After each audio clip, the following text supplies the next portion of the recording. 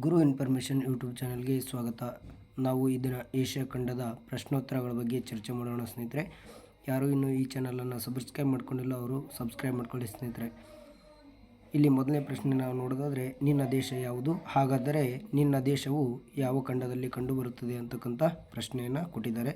ಇದರಲ್ಲಿ A option China ಮತ್ತು Asia, B England ಮತ್ತು ಯುರೋಪ್, ಸಿ ಭಾರತ ಮತ್ತು ಏಷ್ಯಾ, ಡಿ ನ್ಯೂಜಿಲೆಂಡ್ ಮತ್ತು ಆಸ್ಟ್ರೇಲಿಯಾ ಇದೆ. ಇದರಲ್ಲಿ ಸರಿಯಾದಂಥ ಉತ್ತರ ನಾವು ನೋಡೋದಾದರೆ ಸಿ ಭಾರತ ಮತ್ತು ಏಷ್ಯಾ ಖಂಡದಲ್ಲಿ ನಾವು ಕಂಡುಬರುತ್ತೇವೆ. ನಮ್ಮ ದೇಶ ಯಾವುದು? ಭಾರತ. ಹಾಗಾದರೆ ಯಾವ ಖಂಡದಲ್ಲಿ ಕಂಡುಬರುತ್ತೆ ಅಂದರೆ ಏಷ್ಯಾ ಖಂಡದಲ್ಲಿ ಸ್ನೇಹಿತರೆ.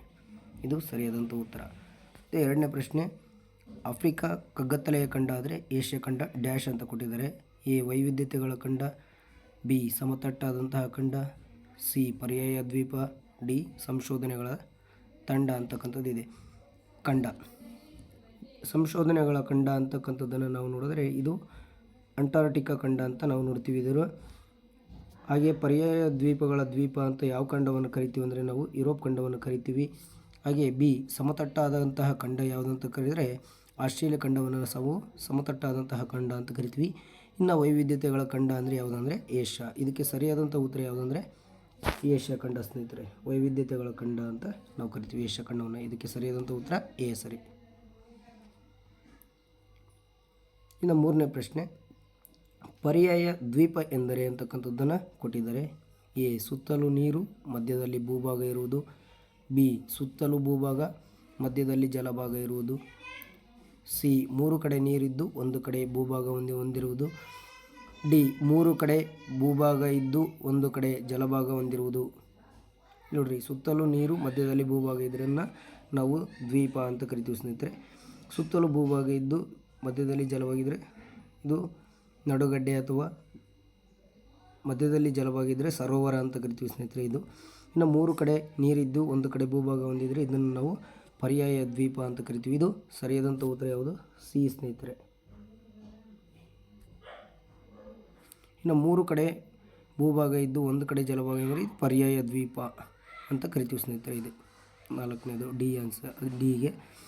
ಇದಕ್ಕೆ ಸರಿಯಾದಂಥ ಉತ್ತರ ಸಿ. ಇನ್ನು 4ನೇ ಪ್ರಶ್ನೆ, ಕರ್ಕಾಟಕ ಸಂಕ್ರಾಂತಿ ವೃತ್ತವು ಭಾರತದ ಯಾವ ರಾಜ್ಯಗಳ ಮೂಲಕ ಹಾದು ಹೋಗುತ್ತದೆ ಅಂತಕ್ಕಂಥದ್ದನ್ನು ನಾವು ನೋಡೋದಾದರೆ A Rajasthan, Uttarakhand, Bihar, Uttar Pradesh, B Karnataka, Andhra Pradesh, Tamil Nadu, Goa, C Gujarat, Rajasthan, Madhya Pradesh, Tripura, D Gujarat, Maharashtra, Telangana, Tamil Nadu ಅಂತಕ್ಕಂಥದ್ದು. ಇದಕ್ಕೆ ನಾವು ಒಂದು ಕೋಡ್ ವರ್ಡನ್ನು ನೋಡೋದಾದರೆ ಪಮ್ಮಿ ಮಗ ರಾಜಛತ್ರಿ ಅಂತಕ್ಕಂಥದ್ದನ್ನು ನಾವು ನೋಡ್ತೀವಿ ಸ್ನೇಹಿತರೆ. ಅದರಲ್ಲಿ ಬರುತ್ತೆ ಪ ಅಂದರೆ ಯಾವುದಂದರೆ ಪಶ್ಚಿಮ ಬಂಗಾಳ, ಪಮ್ಮಿ ಅಂದರೆ ಮೀ ಅಂದರೆ ಮಿಜೋರಾಮು, ಮಗ ಅಂದರೆ ಮಾ ಅಂದರೆ ಮಧ್ಯಪ್ರದೇಶ, ಗ ಅಂದರೆ ಗುಜರಾತು, ರಾ ಅಂದರೆ ರಾಜಸ್ಥಾನ, ಹಾಗೆ ಜ ಅಂದರೆ ಜಾರ್ಖಂಡು, ತ್ರಿ ಅಂದರೆ ತ್ರಿಪುರ ಅಂತಕ್ಕಂಥದ್ದನ್ನು ನಾವು ನೋಡ್ತೀವಿ. ಅದರಲ್ಲಿ ಸರಿಯಾದಂಥ ಉತ್ತರ ಯಾವುದಂದರೆ ಸ್ನೇಹಿತರೆ ಇದರಲ್ಲಿ ಸಿ ಸರಿಯಾದಂಥ ಉತ್ತರ ಆಗುತ್ತೆ ಸ್ನೇಹಿತರೆ. ಇದು ಗುಜರಾತ್, ರಾಜಸ್ಥಾನ, ಮಧ್ಯಪ್ರದೇಶ ಮತ್ತು ತ್ರಿಪುರ. ಇದಕ್ಕೆ ಕೊಡೋಡು ಪಮ್ಮಿ ಮಗ ರಾಜಛತ್ರಿ ಅಂತ ನಾವು ನೆನ್ಪಿಟ್ಕೋಬೇಕಾಗುತ್ತೆ ಸ್ನೇಹಿತರೆ. ಇದು 8 ರಾಜ್ಯಗಳ ಮೇಲೆ ಅದು ಹೋಗುತ್ತೆ ಕರ್ನಾಟಕ ಸಂಕ್ರಾಂತಿ ವೃತ್ತವು. ಇನ್ನು 5ನೇ ಪ್ರಶ್ನೆ, ಏಷ್ಯಾ ಖಂಡದ ಭೌಗೋಳಿಕ ಒಟ್ಟು ವಿಸ್ತೀರ್ಣ ಎಷ್ಟಿದೆ ಅಂತಕ್ಕಂಥದ್ದನ್ನು ನಾವು ನೋಡೋದಾದರೆ ಎ 44 ಮಿಲಿಯನ್ ಚದರ ಕಿಲೋಮೀಟರ್, ಬಿ 28 ಮಿಲಿಯನ್ ಚದರ ಕಿಲೋಮೀಟರ್, ಸಿ 44 ದಶಲಕ್ಷ ಚದರ ಕಿಲೋಮೀಟರ್, ಡಿ 44 ಚದರ ಕಿಲೋಮೀಟರ್ ಅಂತಕ್ಕಂಥದ್ದು ಇದೆ ಸ್ನೇಹಿತರೆ. ಇದಕ್ಕೆ ಸರಿಯಾದಂಥ ಉತ್ತರ ಯಾವುದು ಅಂದರೆ ಎ ಸರಿಯಾದಂಥ ಉತ್ತರ 44 ಮಿಲಿಯನ್ ಚದರ ಕಿಲೋಮೀಟರ್ ಸರಿಯಾದಂಥ ಉತ್ತರ ಸ್ನೇಹಿತರೆ. ಇನ್ನು 6ನೇ ಪ್ರಶ್ನೆ, ಕ್ಷೇತ್ರ ಮತ್ತು ಜನಸಂಖ್ಯೆ ಎರಡರಲ್ಲೂ ಏಷ್ಯಾದ ಚಿಕ್ಕ ದೇಶ ಯಾವುದು ಅಂತಕ್ಕಂಥದ್ದನ್ನು ನೋಡಬೇಕಾಗ್ತದೆ ಸ್ನೇಹಿತರೆ. ಇದರಲ್ಲಿ A Maldives, B Myanmar, C Sri Lanka, D Bharat. ಇದರಲ್ಲಿ ಸರಿಯಾದಂಥ ಉತ್ತರ ಕ್ಷೇತ್ರ ಮತ್ತು ಜನಸಂಖ್ಯೆ ಎರಡರಲ್ಲೂ ಕೂಡ ಚಿಕ್ಕದಂದರೆ ಸರಿಯಾದಂಥ ಉತ್ತರ ಯಾವುದಂದರೆ ಮಾಲ್ಡೀವ್ಸ್ ಸ್ನೇಹಿತರೆ. ಇದು ಕ್ಷೇತ್ರ ಮತ್ತು ಜನಸಂಖ್ಯೆ ಎರಡರಲ್ಲೂ ಕೂಡ ಚಿಕ್ಕ ದೇಶವಾಗಿದೆ ಸ್ನೇಹಿತರೆ ಏಷ್ಯಾ ಖಂಡದಲ್ಲಿ. ಇನ್ನು ಏಷ್ಯಾ ಖಂಡವು ಡ್ಯಾಶ್ ಗೋಳಾರ್ಧದಲ್ಲಿದೆ ಅಂತಕ್ಕಂಥದ್ದನ್ನು ಕೊಟ್ಟಿದ್ದಾರೆ ಸ್ನೇಹಿತರೆ. ಇದರಲ್ಲಿ ಎ ಪೂರ್ವ, ಬಿ ದಕ್ಷಿಣ ಗೋಳಾರ್ಧ, ಪಶ್ಚಿಮ ಗೋಳಾರ್ಧ, ಉತ್ತರ ಗೋಳಾರ್ಧ. ಏಷ್ಯಾ ಖಂಡ ಯಾವ ಗೋಳಾರ್ಧದಲ್ಲಿದೆ ಅಂದರೆ ಸರಿಯಾದಂಥ ಉತ್ತರದ ಪೂರ್ವ ಗೋಳಾರ್ಧದಲ್ಲಿದೆ ಅಂತ ನಾವು ಗುರುತಿಸ್ಬೋದು ಸ್ನೇಹಿತರೆ. ಮೊದಲನೇದಾಗಿ ನಾವು ಇದಕ್ಕೆ ಉತ್ತರ ಗೋಳಾರ್ಧ ಅಂತ ಗುರುತಿಸಬೇಕು. ಅದರಲ್ಲಿನೂ ಮುಂದುವರೆದು ಕೇಳಿದರೆ ಉತ್ತರದ ಪೂರ್ವ ಗೋಳಾರ್ಧದಲ್ಲಿದೆ ಅಂತ ಹೇಳಬೇಕಾಗುತ್ತೆ ಸ್ನೇಹಿತರೆ. ಮತ್ತೊಂದು ಪ್ರಶ್ನೆ 8ನೇದು, ಪ್ರಪಂಚದಲ್ಲಿ ಅತ್ಯಂತ ಎತ್ತರವಾದಂತಹ ಶಿಖರ ಯಾವುದು ಅಂತಕ್ಕಂಥದ್ದನ್ನು ಕೊಟ್ಟಿದ್ದಾರೆ ಸ್ನೇಹಿತರೆ. A Mount Godwin Austen, B Mount Everest, C Mount Abu, D Guru Shikhar ಅಂತಕ್ಕಂಥದ್ದು. ಇದರಲ್ಲಿ ಸರಿಯಾದಂಥ ಉತ್ತರ ಯಾವುದು ಅಂದರೆ ಬಿ ಮೌಂಟ್ ಎವರೆಸ್ಟ್.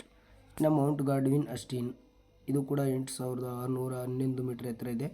ಇನ್ನು ಮೌಂಟ್ ಎವರೆಸ್ಟ್ 8848.8 ಇದೆ. ಇದು ಮೌಂಟ್ ಅಬು ಮತ್ತು ಗುರು ಶಿಖರ ಇದು ಅರವಳಿ ಬೆಟ್ಟದಲ್ಲಿ ಕಂಡುಬರ್ತಕ್ಕಂಥದ್ದು ಸ್ನೇಹಿತರೆ. ಅರವಳಿ ಪರ್ವತಗಳಲ್ಲಿ ಮೌಂಟ್ ಅಬು ಮತ್ತು ಗುರು ಶಿಖರ ಇವೆರಡೂ ಕೂಡ. ಇನ್ನು 9ನೇ ಪ್ರಶ್ನೆ, ಪ್ರಪಂಚದಲ್ಲೇ ಹೆಚ್ಚು ಪೆಟ್ರೋಲಿಯಂ ಉತ್ಪಾದಿಸುವಂತಹ ದೇಶ ಯಾವುದು ಅಂತಕ್ಕಂಥದ್ದನ್ನು ಕೇಳಿದ್ದಾರೆ ಸ್ನೇಹಿತರೆ. ಇಲ್ಲಿ A Bharat, B China, C Iran, D Saudi Arabia ಸ್ನೇಹಿತರೆ. ಇದರಲ್ಲಿ ಯಾವುದು ಸರಿಯಾದಂಥ ಉತ್ತರ ಅಂದರೆ ಸೌದಿ ಅರೇಬಿಯಾ ಸರಿಯಾದಂತಹ ಉತ್ತರ ಸ್ನೇಹಿತರೆ. ಇನ್ನು 10ನೇ ಪ್ರಶ್ನೆ, ಭಾರತದ ಪ್ರಸ್ಥಭೂಮಿಯನ್ನು ಹೀಗೆಂದು ಕರೆಯುವರು.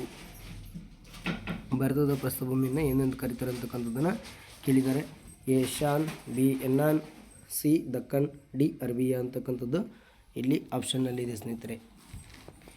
ಇದರಲ್ಲಿ ಸರಿಯಾದಂಥ ಉತ್ತರ ಯಾವುದು ಅಂತಕ್ಕಂಥದ್ದನ್ನು ನಾವು ನೋಡೋದಾದರೆ ದಕ್ಕನ್ ಪ್ರಸ್ಥಭೂಮಿ ಅಂತಕ್ಕಂಥದ್ದನ್ನು ನಾವು ಆಯ್ಕೆ ಮಾಡಬೇಕಾಗುತ್ತೆ ಸ್ನೇಹಿತರೆ. ಭಾರತದ ಪ್ರಸ್ಥಭೂಮಿಯನ್ನು ನಾವು ದಕ್ಕನ್ ಪ್ರಸ್ಥಭೂಮಿ ಅಂತ ಕರಿತೀವಿ. ಇನ್ನು 11ನೇ ಪ್ರಶ್ನೆ, ಈ ಕೆಳಗಿನ ಯಾವ ಪ್ರಸ್ಥಭೂಮಿಯು ಒಂದು ಪರ್ಯಾಯ ದ್ವೀಪ ಮತ್ತು ಶುಷ್ಕ ಪ್ರದೇಶವಾಗಿದೆ ಅಂತಕ್ಕಂಥದ್ದನ್ನು ಕೊಟ್ಟಿದ್ದಾರೆ ಸ್ನೇಹಿತರೆ.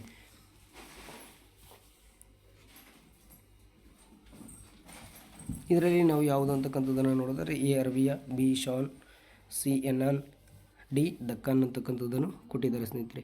ಇದರಲ್ಲಿ ಸರಿಯಾದಂಥ ಉತ್ತರ ಯಾವುದಂದರೆ ಅರೇಬಿಯಾ ಅಂತಕ್ಕಂಥದ್ದು ಒಂದು ಪರ್ಯಾಯ ದ್ವೀಪ ಮತ್ತು ಶುಷ್ಕ ಪ್ರದೇಶವಾಗಿದೆ. ಇನ್ನು ಶಾನ್ ಅಂತಕ್ಕಂಥದ್ದು ಚೀನಾ ದೇಶದಲ್ಲಿ ಕಂಡುಬರುತ್ತೆ. ಎನ್ನಾನ್ ಅಂತಕ್ಕಂಥದ್ದು ಶಾನ್ ಅಂತಕ್ಕಂಥದ್ದು ಮಯನ್ಮಾರಲ್ಲಿ ಸ್ನೇಹಿತರೆ. ಎನ್ನಾನ್ ಅಂತಕ್ಕಂಥದ್ದು ಚೀನಾದಲ್ಲಿ, ದಕ್ಕನ್ ಅಂತಕ್ಕಂಥದ್ದು ಭಾರತದಲ್ಲಿ ನಮಗೆ ಕಂಡುಬರ್ತಕ್ಕ ಸ್ನೇಹಿತರ ಪ್ರಸ್ಥಭೂಮಿಗಳು. ಇನ್ನು ಪ್ರಪಂಚದ ಮೇಲ್ಛಾವಣಿ ಎಂದು ಯಾವ ಪ್ರಸ್ಥಭೂಮಿಯನ್ನು ಕರೀತಾರೆ ಅಂತಕ್ಕಂಥದ್ದನ್ನು ನಾವು ಈ ಹಿಂದಿನ ತರಗತಿಯಲ್ಲಿ ಕೂಡ ನೋಡಿದ್ದೀವಿ ಸ್ನೇಹಿತರೆ. ಇದಕ್ಕೆ ಸರಿಯಾದಂಥ ಉತ್ತರ ಯಾವುದು ಅಂದರೆ ಟಿಬೆಟ್ ಪ್ರಸ್ಥಭೂಮಿ. ಇನ್ನು 13ನೇ ಪ್ರಶ್ನೆ, ಏಷ್ಯಾ ಮತ್ತು ಯುರೋಪ್ ಖಂಡವನ್ನು ಒಗ್ಗೂಡಿಸಿ ಹೀಗೆಂದು ಕರೆಯುವರು. ಇದಕ್ಕೆ ಸರಿಯಾದಂಥ ಉತ್ತರ ಯುರೇಷ್ಯಾ ಅಂತಕ್ಕಂಥದ್ದು ಸರಿಯಾದಂತಹ ಉತ್ತರ ಸ್ನೇಹಿತರೆ. ಏಷ್ಯಾ, ಬಿ ಯುರೋಪ್ ಮತ್ತು ಏಷ್ಯಾ ಅಂತ ಕೊಟ್ಟಿದ್ದಾರೆ. ಎರಡನ್ನೂ ಸೇರಿಸಿ ನಾವು ಯುರೇಷ್ಯಾ ಅಂತ ಕರಿತೀವಿ.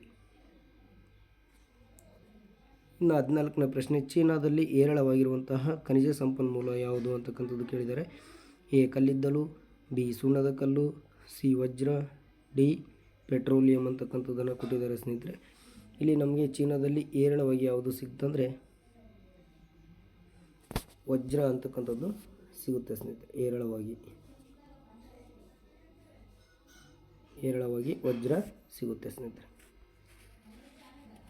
ಇನ್ನು 15ನೇ ಪ್ರಶ್ನೆ, ಏಷ್ಯಾ ಖಂಡದಲ್ಲೇ ಎತ್ತರವಾದ ಮತ್ತು ಹೆಚ್ಚು ಸರಣಿಗಳನ್ನು ಹೊಂದಿರುವಂತಹ ಏಷ್ಯಾದ ಪ್ರಾಕೃತಿಕ ವಿಭಾಗ ಯಾವುದು ಅಂತಕ್ಕಂಥದ್ದನ್ನು ಕೇಳಿದ್ದಾರೆ. ಇದರಲ್ಲಿ ಯಾವುದು ಅಂತಕ್ಕಂಥದ್ದನ್ನು ನಾವು ನೋಡೋದಾದರೆ ಎ ವಾಯುವ್ಯ ತಗ್ಗು ಮೈದಾನ, ಬಿ ದಕ್ಕನ್ ಪ್ರಸ್ಥಭೂಮಿ, ಸಿ ಕೇಂದ್ರದ ಎತ್ತರದ ಭಾಗಗಳು, ಡಿ ದ್ವೀಪ ಸಮೂಹಗಳು ಅಂತಕ್ಕಂಥದ್ದನ್ನು ಕೊಟ್ಟಿದ್ದಾರೆ ಸ್ನೇಹಿತರೆ.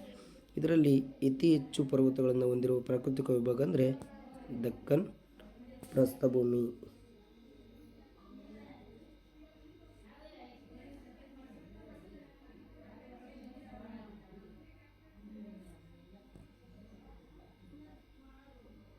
ಹಾಗೆ ಇನ್ನು ಮತ್ತೊಂದು ಪ್ರಶ್ನೆ ನೋಡೋದಾದರೆ ಏಷ್ಯಾದಲ್ಲಿರುವಂತಹ ಒಟ್ಟು ದೇಶಗಳ ಸಂಖ್ಯೆಯನ್ನು ಕೇಳಿದ್ದಾರೆ. ಇದರಲ್ಲಿ ಎ 48, ಬಿ 52, ಸಿ 56, ಡಿ 47 ಅಂತಕ್ಕಂಥದ್ದನ್ನು ಕೊಟ್ಟಿದ್ದಾರೆ ಸ್ನೇಹಿತರೆ. ಇದರಲ್ಲಿ ಸರಿಯಾದಂಥ ಉತ್ತರ 48 ಇದು ಸರಿಯಾಗಿದೆ ಸ್ನೇಹಿತರೆ. ಪ್ಲಸ್ ಇದಕ್ಕೆ ಒಂದು ಆ್ಯಡ್ ಮಾಡ್ಕೋಬೇಕಾಗುತ್ತೆ ಸ್ನೇಹಿತರೆ. ಈಗ ಪ್ರಸ್ತುತದಲ್ಲಿ 49 ದೇಶಗಳು ಇದ್ದಾವೆ. ಹಾಗೆ 17ನೇ ಪ್ರಶ್ನೆ, ಉತ್ತಮ ಉಕ್ಕು ತಯಾರಿಕೆಗೆ ಅಗತ್ಯವಾದಂತಹ ಮಿಶ್ರ ಲೋಹ ಯಾವುದು ಅಂತಕ್ಕಂಥದ್ದನ್ನು ಕೇಳಿದ್ದಾರೆ. ಇದರಲ್ಲಿ ನಾವು ನೋಡೋದಾದರೆ ಯಾವುದು ಅಂದರೆ ಎ ಬಾಕ್ಸೈಟ್, ಬಿ ಕಬ್ಬಿಣ, ಸಿ ಮ್ಯಾಂಗನೀಸ್, ಡಿ ಕಲ್ಲಿದ್ದಲು ಅಂತಕ್ಕಂಥದ್ದಿದೆ. ಉಕ್ಕುಗೆ ಉತ್ತಮವಾದಂತಹ ಮಿಶ್ರ ಲೋಹ ಯಾವುದಂದರೆ ಬಾಕ್ಸೈಟ್ ಸ್ನೇಹಿತರೆ. ಮತ್ತೊಂದು ಪ್ರಶ್ನೆ, ಏಷ್ಯಾದ ಜನಸಾಂದ್ರತೆ ಎಷ್ಟಿದೆ ಅಂತಕ್ಕಂಥದ್ದನ್ನು ಕೊಟ್ಟಿದ್ದಾರೆ ಸ್ನೇಹಿತರೆ. ಎ 43, ಬಿ 153, ಸಿ 353, ಡಿ 250 ಅಂತಕ್ಕಂಥದ್ದನ್ನು ಕೊಟ್ಟಿದ್ದಾರೆ ಸ್ನೇಹಿತರೆ. ಇದರಲ್ಲಿ ಪ್ರತಿ ಚದರ ಕಿಲೋಮೀಟರ್ಗೆ ಎಷ್ಟು ಜನಸಂಖ್ಯೆ ಕಂಡು ಬರ್ತಕ್ಕಂಥದ್ದನ್ನು ನೋಡೋದಾದರೆ ನಮಗೆ ಸರಿಯಾದಂಥ ಉತ್ತರ ಬಿ 153 ಜನ ಒಂದು ಚದರ ಕಿಲೋಮೀಟರ್ಗೆ ಕಂಡು ಬರ್ತಾರೆ ಸ್ನೇಹಿತರೆ. ಹಾಗೆ ಮತ್ತೊಂದು ಪ್ರಶ್ನೆಯನ್ನು ನಾವು ನೋಡೋದಾದರೆ ಪ್ರಪಂಚದ 2ನೇ ಕಬ್ಬು ಉತ್ಪಾದಿಸುವಂತಹ ದೇಶ ಯಾವುದು ಅಂತಕ್ಕಂಥದ್ದನ್ನು ನಾವು ನೋಡೋದಾದರೆ A America, B Japan, C China, D Bharat ಅಂತಕ್ಕಂಥದ್ದಿದೆ. ಇದರಲ್ಲಿ ಸರಿಯಾದಂಥ ಉತ್ತರ ಬಿ ಜಪಾನ್ ಸ್ನೇಹಿತರೆ. ಇಲ್ಲಿಗೆ ಈ ಏಷ್ಯಾ ಖಂಡದ ಪ್ರಶ್ನೋತ್ತರಗಳನ್ನು ನಾವು ತಿಳ್ಕೊಂಡಿದ್ದೀವಿ ಸ್ನೇಹಿತರೆ. ಮುಂದಿನ ಭಾಗದಲ್ಲಿ ಮತ್ತೊಂದು ಖಂಡದ ಪ್ರಶ್ನೋತ್ತರಗಳು ಅಥವಾ ಬೇರೆ ಒಂದು ಪಾಠದ ಪ್ರಶ್ನೋತ್ತರಗಳನ್ನು ತಿಳ್ಕೊಳ್ಳೋಣ ಸ್ನೇಹಿತರೆ. ಈ ವಿಡಿಯೋ ನಿಮಗೆ ಇಷ್ಟವಾದಲ್ಲಿ ಶೇರ್ ಮಾಡಿ, ಸಬ್ಸ್ಕ್ರೈಬ್ ಮಾಡಿ ಸ್ನೇಹಿತರೆ. ತುಂಬ ಹೃದಯದ ಧನ್ಯವಾದಗಳು.